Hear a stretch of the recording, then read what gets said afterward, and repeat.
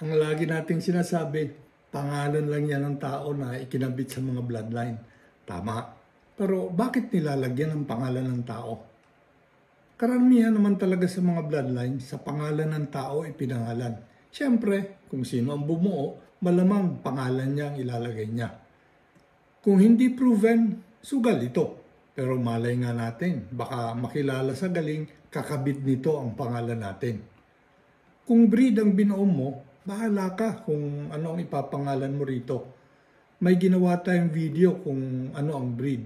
Kung makabuo ka nito, walang makakakontra sa iyo anuman ang pangalang ibinigay mo rito. Pero mahalagang tukoy mo kung ano ang nasa dugo ng lahing binuo mo.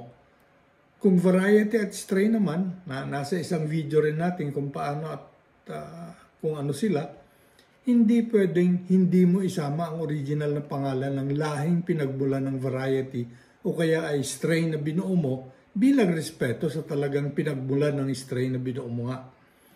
Tandaan natin, sa isang lahi nanggaling ang binuo nating strain. Halimbawa, Boston Roundhead, ang original Roundhead, o kaya naman White Hatch. Mas lalong kailangan kakabit ang original na pangalan ng bloodline kung family ang binuo natin.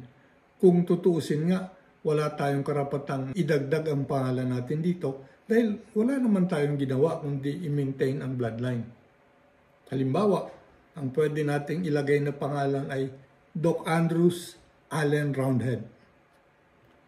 May mga naglalabasang manok ngayon na malimit ay bago sa pandinig natin. Kung hindi ito lahi o breed, dapat kakabit nito ang original name ng bloodline.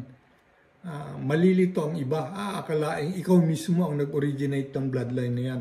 Yung pala, Hatch, Roundhead, Kelso o Claret na nilagyan lang ng kung anong pangalan.